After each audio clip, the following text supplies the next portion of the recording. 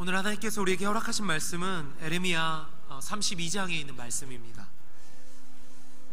에레미야 32장 우리 6절에서 15절까지의 말씀, 구약 1104페이지에 있습니다. 에레미야 32장 6절에서 15절 우리 한 절씩 교독하기를 원합니다. 예레미야가 가로되 여호와의 말씀이 내게 임하였느니라. 이르시기를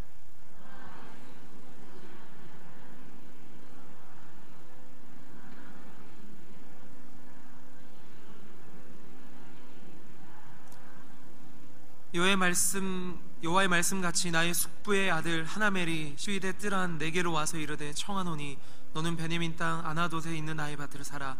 기업의 상속권이 내게 있고 물을 권리가 내게 있으니 너를 위하여 사라 하는지라. 내가 이것이 여호와의 말씀인 줄을 알았으므로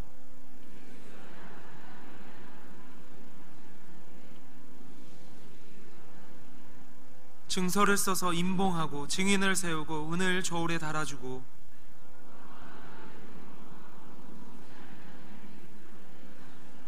나의 숙부의 아들 하나멜과 매매 증서에 인 친증인의 앞과 시위대 뜰에 앉은 유다 모든 사람 앞에서 그 매매 증서를 마세야의 손자 네리야의 아들 바룩에게 붙이며 만군의 여호와 이스라엘 하나님이 이같이 말씀하시기를 너는 이 증서 곧 임봉하고 임봉치 않은 매매 증서를 취하여 토기에 담아 많은 날 동안 보존케 하라. 만군의 여호와 이스라엘 하나님 내가 이같이 말하노라. 사람이 이 땅에서 집과 밭과 포도원을 다시 사게 되리라 하셨다 하니라. 아멘. 올 한해도 변함없는 은혜의 찬양 우리 할렐루야 찬양대 감사드리고요. 제가 정식으로 감사단 인사를 못했는데 우리 주일마다 새벽에 찬양하느라고 너무 애써주신 새벽 기도의 찬양팀도 너무 감사를 드립니다. 이제 우리가 토요일날 새벽기도 변경하면서 이제는 찬양대 쓰지 않지만 그래도 정말 오랫동안 수십 년 동안 그 자리에서 지켜주신 또 우리 새벽기도의 찬양대에도 감사를 드리고요. 올 한해도 깊은 또 은혜의 찬양 잘 부탁드리겠습니다. 오늘 2018년 우리 새해 첫 주일입니다. 이 사람들은 새해를 맞이하면 뭔가 더 나아지겠지라는 희망을 갖게 되죠. 아까 우리 장로님도 그렇게 기도하셨는데 방송에도 보면 제가 요새 TV를 잘 안 보니까 잘 못 봤습니다만은 항상 보면 이렇게 해가 떠오르면서 뭔가 희망찬 새해, 밝아오는 새해 이렇게 공익 광고가 뜨는 것을 우리가 많이 볼 수가 있습니다. 아마 올해도 사람들은 새로운 한 해를 만나면서 자기 나름대로 새로운 희망과 또 어떤 소망들을 꿈꾸면서 2018년도를 맞이했을 거라고 생각이 듭니다. 근데 여러분, 이 세상에서 사람들이 원하는 희망은 사실은 참 이루어지기 어려운, 아니면 거의 이루어질 수 없는 희망이 많죠. 제가 지난주에 새해 시작하자마자 신문을 봤는데 경제면에 우리 서울의 아파트 값이 많이 올랐다고 그렇게 신문에 났더라고요. 참 희망찬 기사죠. 새해 아침부터 집을 살 용기를 잃어버리게 만드는, 그게 바로 세상이 주는 희망이라는 거거든요. 집을 많이 갖고 계신 분들이야 신나는 기사일지 모르겠지만 대다수의 우리 서민들은 그런 기사를 볼 때마다 또 새로운 소망에 대한 기대를 꺾는, 그것이 바로 이 세상에서 주는 소망이 아닌가라는 생각을 해보게 됩니다. 사랑하는 여러분, 우리는 그리스도인으로서 오늘 내가 가지고 있는 희망은 무엇일까요? 그리고 정말 내가 가지고 있는 희망을 이룰 수 있을까요? 오늘 이 말씀, 우리가 어떻게 그 희망과 그리고 그것을 이루어나갈 수 있는가를 우리가 한번 말씀을 통해 오늘 잠깐 여러분하고 은혜를 나누고자 합니다. 오늘 말씀은 좀 배경을 알아야 좀 쉬운 말씀인데요, 우리가 이제 예레미야서를 큐티 때마다 공부를 했지만 오늘 본문은 조금 어려운 내용입니다. 사실 제가 이 본문을 가지고 한 달 전에 우리 수요일날 늘 푸른 대학 수요 예배 시간에 한번 설교를 한 적이 있는데 이 말씀이 또 우리 오늘 새해를 시작하면서 귀한 말씀일 것 같아서 한 번 더 내용을 좀 다르게 제가 준비를 했습니다. 오늘 말씀을 우리가 좀 배경을 보면요, 2600년 전에 남유다의 마지막 왕이었던 시드기야 왕이 10년째 다스리던 해였습니다. 그리고 이제 1년 뒤면 이 남유다가 바벨론에게 완전히 멸망당하는 그런 어려운 시절에 이 글을 쓴 거죠. 자, 바벨론의 군대가 지금 예루살렘 성을 포위하고 항복을 요청하고 있습니다. 그러니까 지금 성 안에 갇혀 있는 남유다의 백성들은 전쟁의 공포와 그리고 또 굶주림과 거기에 설상가상으로 가뭄까지 겹치고 그 성중에 전염병이 돌았습니다. 그러니 지금 이스라엘 백성들의 마음속에는 희망이라는 것은 찾아볼 수가 없는 거죠. 그러면서 하나님에게 원망하고 불평하면서 왜 우리를 이렇게 인도하시는가에 대한 그러한 불신앙을 가지고 예레미야에게 항의하고 하나님에게 불평하는 그런 일들이 계속되고 있었습니다. 그런데 오늘 말씀을 보면 예레미야는 이런 어려운 시대에 하나님이 너희를 구원해 줄 것이라고 설교한 것이 아니라요, 이제 곧 너희들이 완전히 바벨론에게 망한다, 이런 말씀을 전하고 다녔습니다. 사람들이 얼마나 싫었겠어요. 지금 구원을 받는다 그래도 시원치 않을 판인데 망한다 그러니까 빨리 바벨론에게 항복하라고 그렇게 이야기를 하니까 화가 나잖아요. 만약 여러분 생각해 보세요. 새해 벽두에 제가 강단에 서가지고 우리나라 경제가 어렵고 지금 국제 정세가 어려우니까 미국에게 항복해서 식민지로 들어가자, 뭐 이런 제가 설교를 한번 한다고 생각해 보세요. 중국의 식민지로 들어가자, 뭐 이러면 뭐 바로 다음 주부터 이 강단에 못 쓰는 거죠. 근데 예레미야는 더 심하게 설교를 했어요. 전쟁 나서 우리가 바로 망하니까 포로로 잡혀가고 많은 사람들이 전쟁통에 죽기 전에 항복하고 바벨론에게 머리를 숙이자라고 설교를 하면서 성중을 다녔습니다. 그 말을 들은 왕과 신하들 그리고 종교 지도자들이 화가 나서 예레미야를 감옥에 가두게 되죠. 그것도 그냥 감옥에 가둔 것이 아니라 왕궁에 있는 그 경호대 마당, 그 경호원들이 다니는 마당 뜰에다가 감옥을 만들어서 가둬 사람들이 지나다니면서 예레미야를 욕할 수 있도록 그렇게 해놨습니다. 물론 예레미야의 말씀대로 1년이 지나지 않아서 남유다는 완전히 멸망을 하게 되죠. 그런데 재밌는 일이 생긴 겁니다. 예레미야가 감옥에 갇혀서 기도하고 있는데 하루는 자기의 사촌이었던 작은아버지 아들인 하나멜이라는 사람이 찾아와서, 야, 내가 하나님의 말씀을 들었는데 당신에게 내가 갖고 있는 이 땅을 팔라고 그러더라, 그렇게 이야기를 하는 겁니다. 여러분 한번 생각을 한번 해보세요. 예레미야는 이제 얼마 지나지 않아 우리나라가 망한다, 바벨론이 여기를 전부 불태워버리고 우리 이 땅은 황폐해져서 아무도 살지 못할 것이다, 이렇게 설교를 하고 다녔는데 그 쓸모없게 된 땅을 하나님께서 자기 보고 사라고 그랬다라는 거예요. 근데 이 말씀을 들은 예레미야가 그 말씀을 하나님의 말씀으로 받아들이고 그 땅을 주저없이 사게 됩니다. 그 땅을 그냥 사는 것도 아니고요, 여러분 망해가는 땅이니까 이게 떨이로 팔아야 되는데 그게 아니고 제값을 다 주고 정상적인 가격으로, 오히려 정확하고 더 좋은 가격으로 이 땅을 사게 된다라는 거죠. 여러분 예레미야가 왜 지금 망해가는 이 나라의 땅, 이제 얼마 안 있으면 쓸모없이 황폐해져서 농사 지을 수 없는 그 밭을 사게 됐을까요? 이 말씀이 우리에게 오늘 희망의 말씀이고 소망의 은혜입니다. 자, 첫 번째는 예레미야가 이 말씀에 그 밭을 산 이유, 땅을 산 이유는 내가 손해보고 희생해도 그것이 바로 하나님의 말씀이고 하나님의 명령이고 그리고 하나님의 약속이었기 때문에 그것을 믿고 그 땅을 사게 됩니다. 다른 사람들의 눈에는 이게 얼마나 어리석은 일이겠어요. 여러분 지금 땅 장사할 때가 아니잖아요. 땅을 사가지고 재산을 모을 때가 아니라 다 팔아가지고 지금 도망가야 될 그러한 때입니다. 그런데 예레미야는 다른 사람들이 보기에 어리석은 일처럼 보였지만 하나님이 말씀하셨기 때문에 그 말씀에 절대적으로 순종하며 그 땅을 제값을 치르고 사게 되는 거죠. 오늘 여러분 하나님의 뜻을 이루는 사람은 어떤 사람입니까? 하나님의 뜻을 이룰 수 있는 사람은 또한 어떤 사람이에요?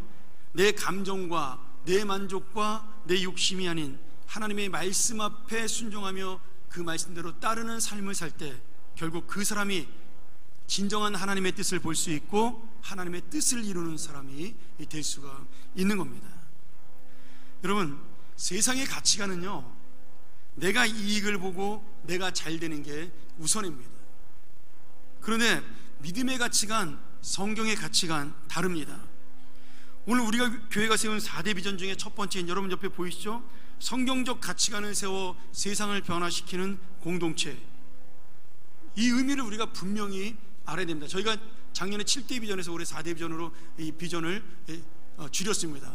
내용을 축소한 게 아니라 그 내용 속에 다 7가지가 들어갈 수 있도록 저희가 외우기 쉽게, 그리고 또 알아듣기 쉽게 바꿨죠. 자, 그런데 성경적 가치관이라는 게 뭐예요? 내가 손해를 보고 내가 희생을 해도 이 세상의 유익이 아니라 하나님의 나라의 유익을 세우고 이 세상을 바꿀 수 있고 변화시킬 수 있다면 그 희생과 헌신을 통해 그 길로 나가는 인생을 사는 것, 그것이 바로 우리가 말하는 성경의 가치관이고 예수님의 인생 목적입니다. 오늘 여러분, 제가 작년에 일꾼 임명할 때 이 말씀을 잘 기억했어야 되죠. 우리가 어떤 일을 만나거나 어떤 일을 결정할 때 그것이 왜 옳은 것인가를 결정하는 가치의 기준이 있습니다. 예수님 믿지 않는 사람들은요, 그 가치의 기준이 뭐냐면 많은 유익이 되고 나에게 이득이 남거나 아니면 내가 좋은 것으로 그것을 선택을 합니다. 근데 하나님의 그 선택과 가치는 다릅니다. 완전히 반대예요. 여러분, 이것이 옳은 선택이냐 틀린 선택이냐 딱 결정하는 차이는 뭐냐면요, 내가 손해보고 희생하는 것이면 옳은 선택입니다. 하나님의 선택은 내가 이걸 선택해서 유익을 얻고 내 이익과 만족을 얻을 수 있으면 그것은 틀린 선택입니다. 제가 작년에 일꾼 임명할 때 그런 이야기를 했죠. 내가 이 부서에 있어서 너무 좋고 너무 편하고 너무 만족한다. 그러면 그 부서를 옮길 때가 된 겁니다. 내가 그 부서에 가서 희생하고 내가 힘들고 어렵고 자기 개인의 그런 것 때문에 힘든 게 아니라 주님의 사명 때문에 힘든 것, 그것이 바로 옳은 일꾼의 이 사명인 거죠. 우리가 세상에서도 마찬가지입니다. 많은 사람들이 특별히 요새 교회가 그런 비난을 받는 이유가 있지만 그렇잖아요. 어떤 교회가 어떤 선택을 할 때 그 선택에 대한 기준이 뭘까요? 저는 간단합니다. 그 사람이 아무리 하나님의 말씀으로 포장을 하고 진리로 포장을 해도요, 그걸 선택을 해서 하나님의 나라가 세워지고 내가 손해를 보고 내가 힘든 것이고 내가 희생을 하는 것이면 그것은 옳은 길이에요. 누가 뭐라 그래도요. 그러나 그 길을 선택했을 때 그것이 내게 유익이 되고 내게 만족이 되고 그리고 하나님의 영광이 가려진다면 그것은요, 아무리 진리로 포장을 해도 그것은 죄에 불과합니다. 우리가 어떤 미래를 결정하고 어떤 선택을 할 때 이것이 가장 중요한 우리의 가치 기준이라는 거죠. 예수 그리스도는요, 그 가치의 기준대로 사셨습니다. 그래서 제자들이 왕 되기를 원했지만 당신은 죽음을 선택하셨고요, 제자들은 영광을 원했지만 그분은 십자가의 희생을 선택하셨습니다. 왜요? 제자들이 원한 것은 세상의 가치가 아니고 예수님이 선택한 길은 하나님의 가치관이기 때문입니다. 오늘 여러분, 우리가 성경적 가치관을 왜 세워야 되냐? 이 바른 선택할 수 있는 가치관을 세워야 이 땅이 예수 그리스도로 말미암아 구원의 은혜가 오고 예수 그리스도의 은혜로 우리가 이 땅에서 하나님의 자녀가 된 것처럼 이 세상을 변화시키는 놀라운 하나님의 역사가 우리를 통하여 나타나기 때문입니다. 내 것을 먼저 생각하고 내 것을 먼저 챙기고 내 것을 먼저 채우는 그러한 교회가 되고 그러한 인생이 될 때 여러분, 한국 교회는 절대로 희망이 없고 가망이 없는 교회가 되는 거죠. 우리가 성경을 보면서 하나님이 어떤 일을 말씀하셨을 때 기꺼이 순종한 사람도 많지만 억지로 순종한 사람도 많습니다. 여러분, 아브라함이 75년 동안 살았던 그 메소포타미아의 갈대아우르 땅을 떠나서 팔레스타인 땅으로, 가나안 땅으로 하나님이 이사하라 그랬을 때 그게 쉬운 결정일까요? 어려운 결정입니다. 여러분, 제 나이 40에 유학 가는 거요, 엄청나게 어려운 결정이었습니다. 75세 할아버지가 온 가족을 이끌고 지금처럼 비행기 가는 것도 아니고 걸어서 몇 달을 걸어서 가나안 땅으로 떠나라는 그 말씀은요, 생명을 건 순종의 마음이 필요한 거죠. 아브라함 마음이 아마 힘들었을 거예요. 그런데 아브라함은 순종했습니다. 왜요? 하나님이 말씀하셨기 때문이죠. 그래서 아브라함이 우리의 믿음의 조상이 되고 그 아브라함을 통해 우리가 하나님의 은혜를 받는 하나님의 나라가 이 땅에 이루어진 것입니다. 여러분, 모세 한번 보세요. 모세가 80세가 되었을 때 미디안 광야에서 양을 치고 있는데 하나님이 갑자기 나타나서 뜬금없이 모세에게 너 이스라엘 백성을 구원하는 지도자가 되라 이렇게 말씀하셨어요. 지금 모세는요 다 포기하고 이제 잘 정리하는 인생 살다가 나는 죽으면 된다 그렇게 생각하고 있는데 갑자기 하나님 나타나서 나머지 새로운 인생을 살으라 그러는데 이게 말도 안 되는 명령인 거예요. 자기가 40살 때 최전성기에도 하지 못했던 일을 하나님이 80세에 갑자기 하라 그러니까 모세가 처음에 못한다고 버티잖아요. 뭐 별 핑계를 다 대잖아요. 하나님이 누군지를 모릅니다. 뭐 내가 말도 잘 못해서 어눌합니다. 하나님은 나중에는 이 모세가 자꾸 불순종하니까 얄미워서 모세를 죽이려고 그랬어요. 그런 순간에 모세가 마지막으로 마지못해 억지로 하나님의 말씀을 순종했습니다. 근데 여러분 억지로 순종해도 하나님의 역사는 일어났어요.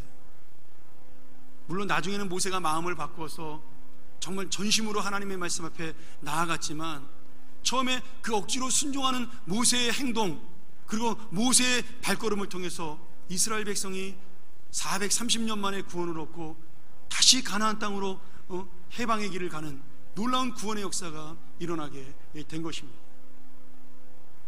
예수님의 어머니 마리아 갑자기 처녀가 아이를 가졌습니다. 이게 무슨 하늘의 날벼락이에요? 그 당시에 법대로 하면 돌멩이에 맞아 죽을 일입니다. 그런데 그렇게 마리아가 놀라서 내가 왜 아이를 가져야 되나 슬퍼하고 있을 때 주의 사자가 나타나서 그에게 말합니다. 네가 가지고 있는 아이는 이 세상을 구원할 구세주 메시아 예수 그리스도라고, 너를 통하여 하나님의 뜻이 나타난다라고 얘기했을 때 자기는 손해보고 힘들고 희생하는 길이고 누가 믿겠어요? 처녀가 애를 가졌다는데.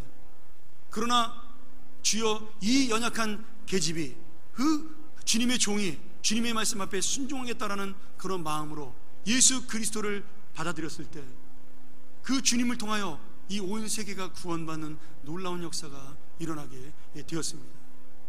여러분, 우리가 나에게 어떤 유익이 있고 만족이 있기 때문에 순종하는 것이 아니라 하나님의 말씀이기 때문에 순종하는 겁니다.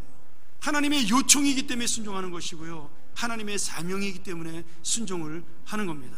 그리고 이 세상의 역사, 하나님의 역사는 이 순종 속의 희생과 헌신하는 사람을 통하여 하나님은 교회를 세우시고 이 세상의 역사를 바꾸시며 많은 사람들을 주님 앞에 구원의 역사로 이끌어 주신 거죠. 오늘 사랑하는 여러분, 예레미야는 자신의 순종을 통해 하나님의 뜻이 이루어지기를 소원했고, 또한 이스라엘 백성들도 이 말도 안 되는 순종 앞에 다시 자기를 바라봄으로 하나님의 말씀 앞에 순종하여 회복되는 역사를 만나기를 원했던 것, 그것이 바로 예레미야가 이 쓸모없는 땅을 비싼 값을 주고 치르는 희생과 헌신의 이유였습니다. 오늘 여러분, 우리 교회 이렇게 아름답게 세워질 수 있는 그 이유가 무엇입니까? 아무도 알아주지 않지만, 예수님밖에는 모르지만 여러분들의 희생과 헌신 한 걸음 한 걸음이 이 구석구석마다, 식당마다, 주차장마다, 마당마다, 온 예배실마다 청소와 봉사와 헌신과 희생으로 여러분들의 유익을 바라지 아니하고 오직 하나님만 바라보고 여러분들이 이 교회를 세워나갔기 때문에 우리 교회는 지금도 세워졌고, 그리고 앞으로도 아름답게 세워져 가리라고 믿습니다.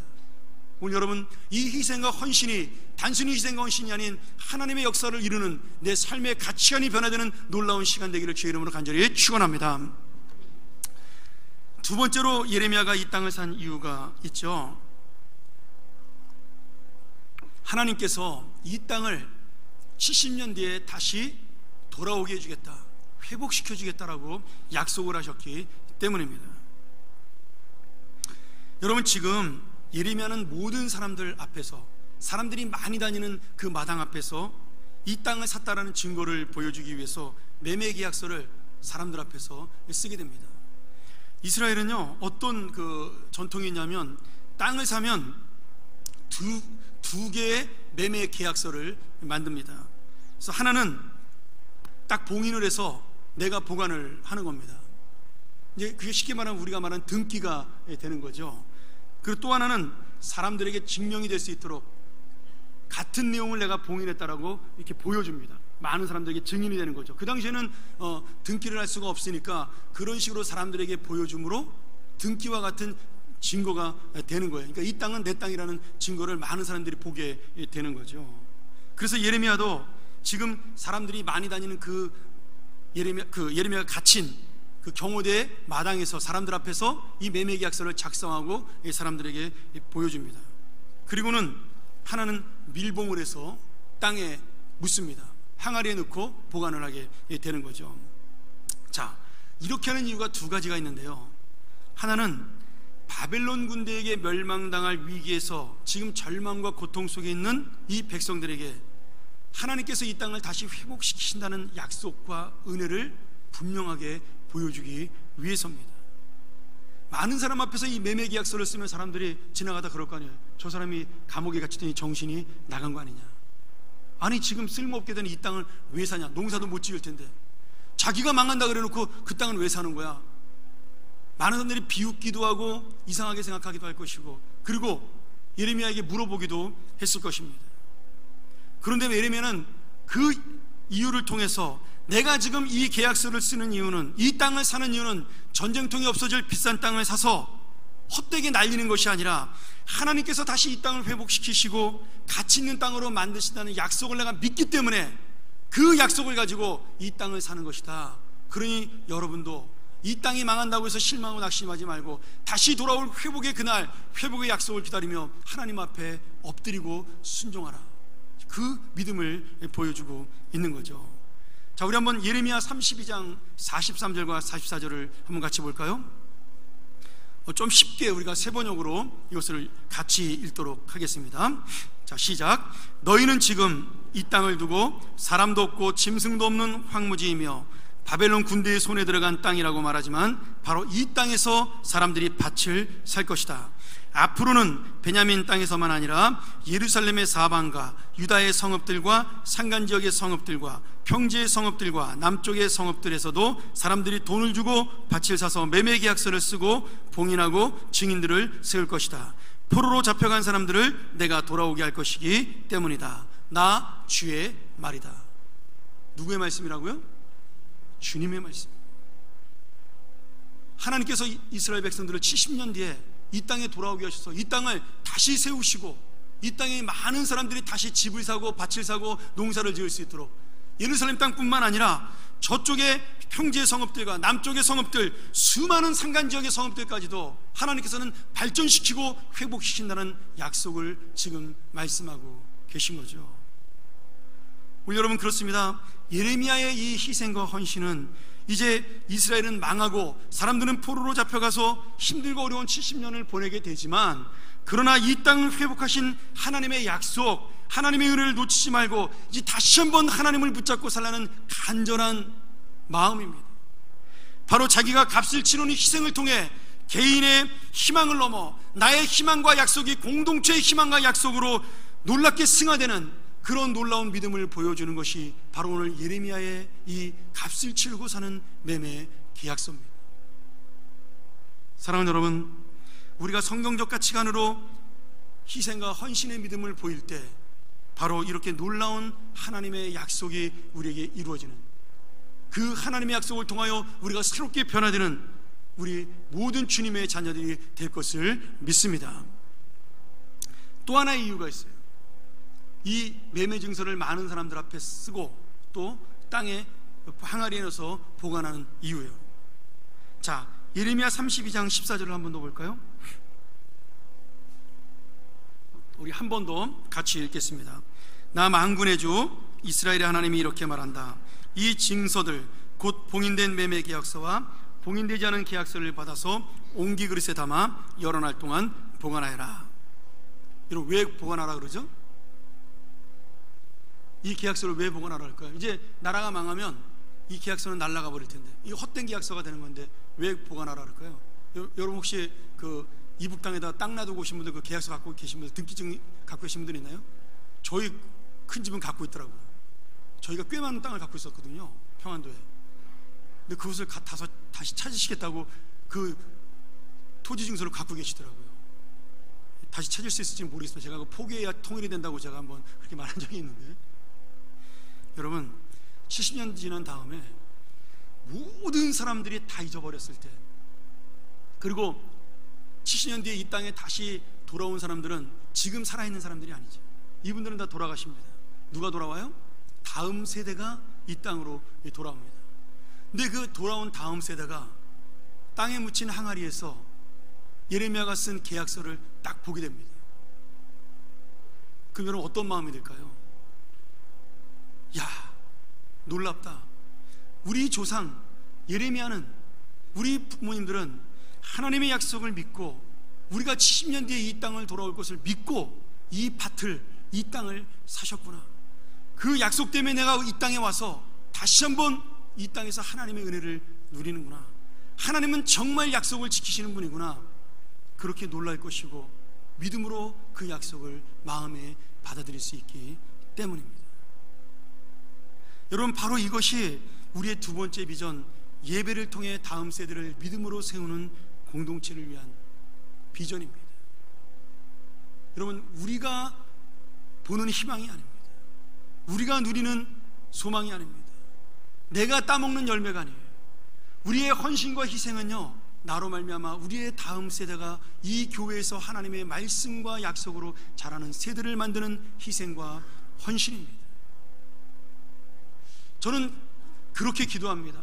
제가 은퇴하는 날까지 아무리 열심히 노력을 해도 이제 뭐 한 14~15년 남았는데, 제가 노력하는 것은 씨를 뿌리는 것이고 밭을 가는 것이지 열매를 거두는 사역이 아니라는 거예요. 하나님의 본질적인 사역인 말씀과 기도, 그리고 이 교인들을 양육하는 모습은요 1~2년 사이에 결정될 수 있는 문제가 아닙니다. 빨라도 7년이고요 보통 10년 정도 돼야 그 모든 것들이 자리를 잡습니다. 그럼 교육이라는 게 그런 겁니다. 양육이라는 게 그런 거예요. 다음 세대가 단번에 믿음이 생기는 게 아니라는 거예요. 10년, 15년 뒤에 그 열매가 정말 하나님의 말씀이 제일 소중하구나라는 사실을 깨닫게 되는 거죠. 저는 그 열매를 기다리면서 지금 사역을 준비하며 기도하고 있습니다. 여기 계신 모든 분들도 마찬가지입니다. 우리가 이 땅을 떠나서 없어지는 그날에도 이 교회에 우리의 후손들은 남아서 하나님의 말씀으로, 진리의 능력으로 이 교회를 세우는 것, 그것이 바로 이 매매 계약서를 쓰는 이유, 우리가 이 땅을 사야 되는 이유, 그리고 우리가 헌신하고 희생해야 되는 이유입니다. 우리의 자녀들을 좋은 대학 보내고 좋은 학교 보내려고 우리 부모들이 얼마나 노력을 합니까? 뭐 정말 학원에 데려다 주기 위해서 밤 12시에 데려가기도 하고요. 애가 고3인데 엄마는 고4학년이에요 더 잠을 못 자요. 그게 우리나라잖아요. 여러분, 그런 이 세상의 희망과 아이들이 잘 되기를 원하는 마음에서 모든 희생을 다하는 부모들이, 이 아이들이 정말 믿음으로 살기 위해서 우리가 어떤 희생을 하며 이 아이들을 바라보고 있을까요?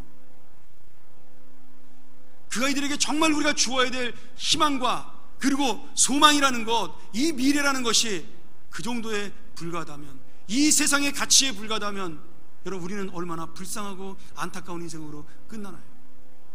내가 남기는 것이 단순히 물질이고 돈이고 집이고 아파트고 내 사업이고 재산이라면 여러분, 그것이야말로 정말 불쌍한 것만 남기고 떠나는 것입니다. 오늘 우리에게 남기는 것, 바로 우리 믿음의 조상들이 남긴 것이 하나님의 은혜요, 약속이요, 믿음이었습니다. 70년 전에 이 땅에 평안교회를 세우시고 그분들의 수고와 땀과 눈물로 세운 이 교회, 이제는 한 분씩 한 분씩 돌아가시고 약해져서 이 땅을 떠나지만, 그러나 그분들의 믿음과 그분들의 소망과 그분들의 하나님을 향한 헌신은 우리의 가슴 속에 그대로 남아 있는 겁니다. 마찬가지죠.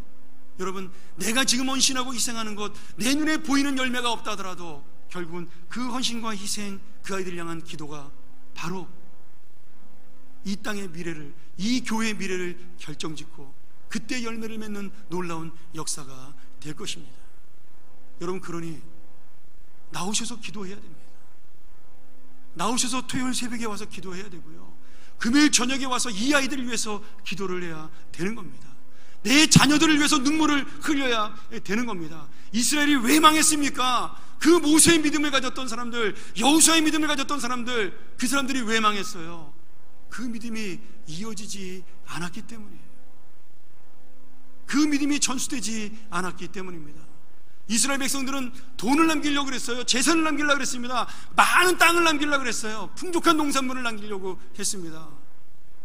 그들은 믿음을 남기지 못했습니다.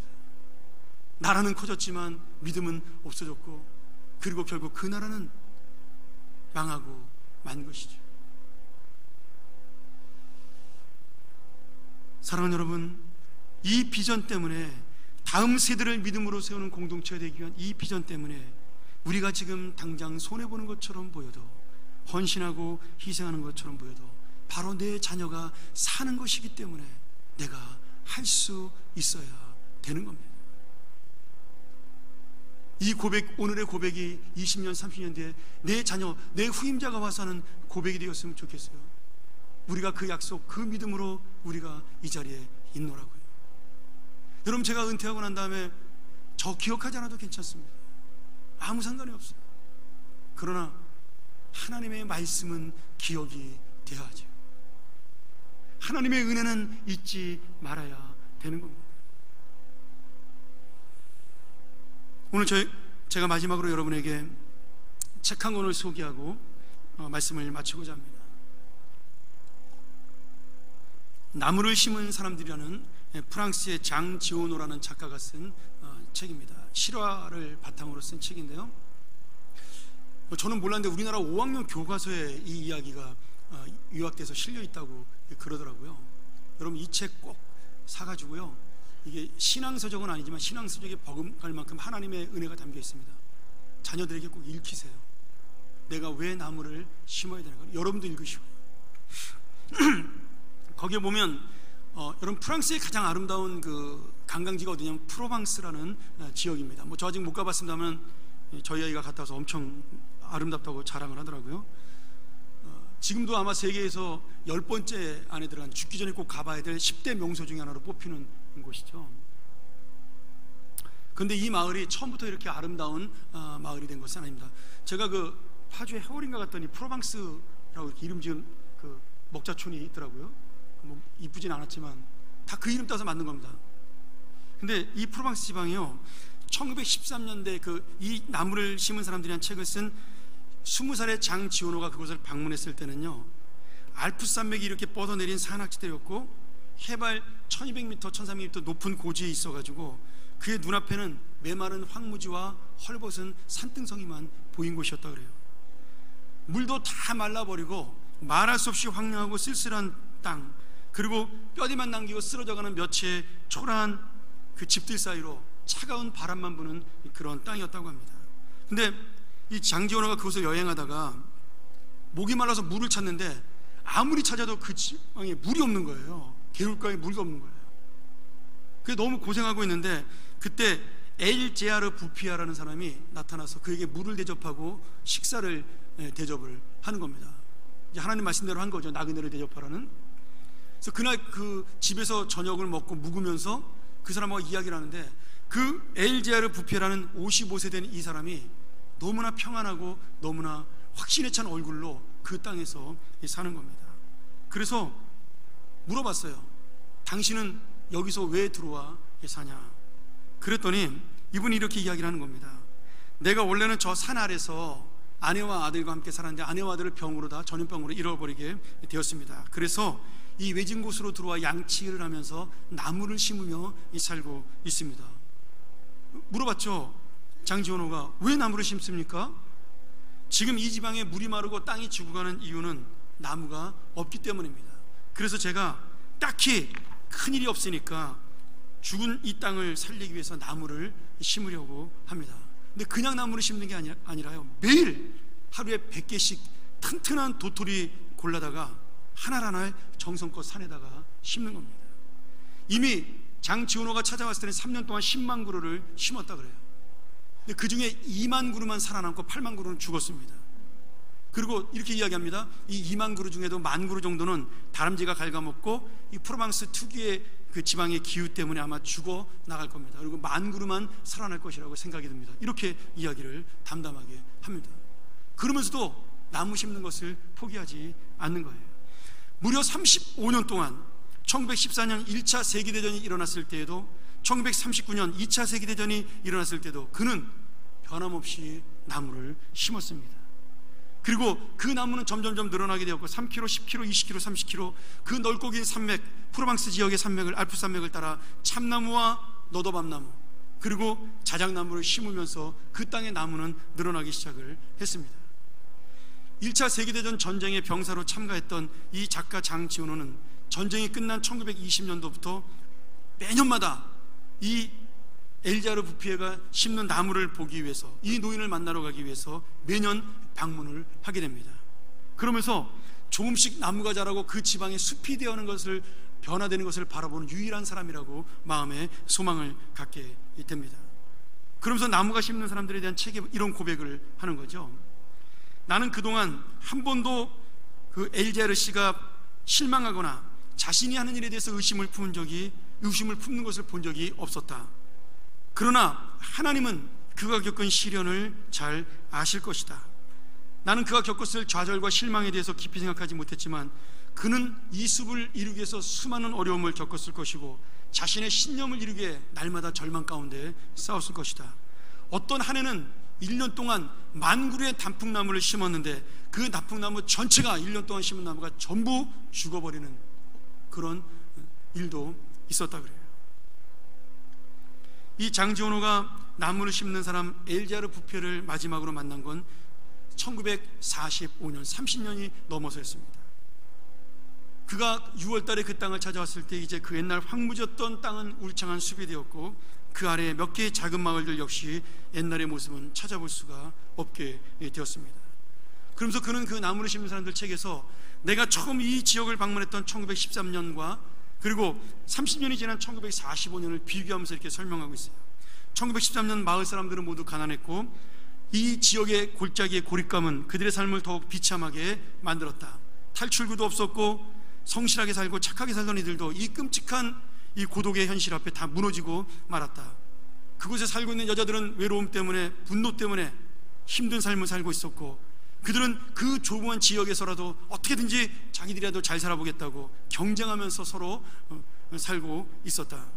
수술 파는 작은 일에서부터 교회에 가는 신앙적인 일까지 좋은 일이든 나쁜 일이든 더 잘하기 위해, 더 남보다 나은 삶을 살기 위해서 서로 끊임없이 경쟁하면서 그 좁은 땅에서 살고 있었다.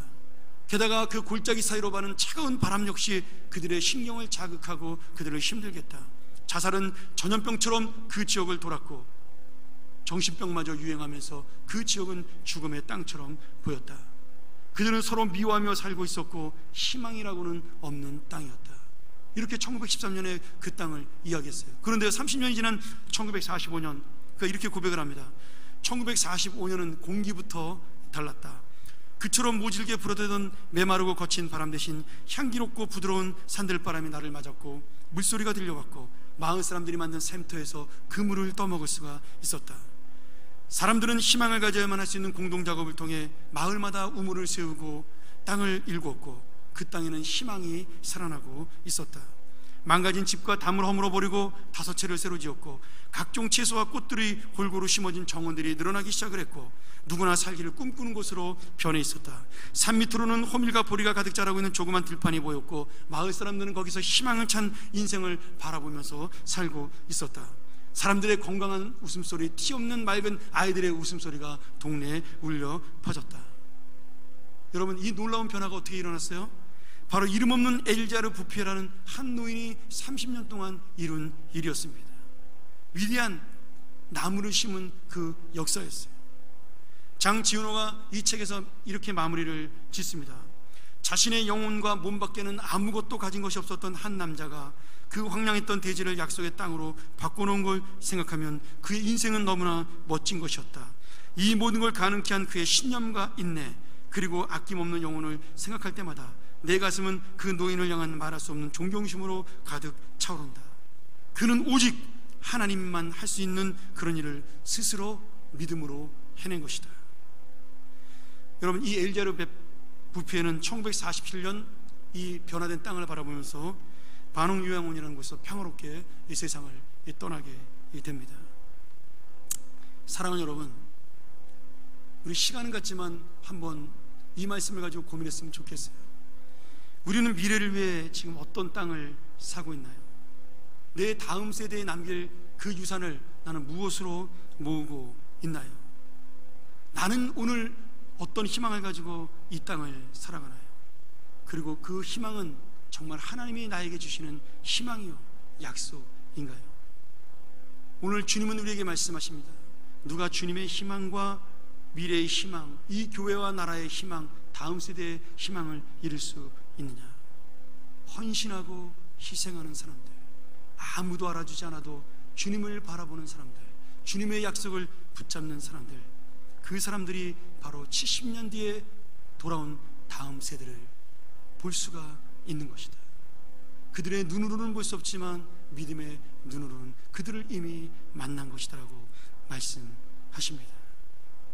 오늘 우리 모두 이 믿음의 순종과 희생, 헌신을 통하여 바로 이 놀라운 희망, 나도 역시 바라보는 이 희망을 꿈꾸고 내 다음 세대가 바라볼 희망을 꿈꾸는 우리 믿음의 귀한 자녀들이 되기를 주의 이름으로 간절히 축원합니다.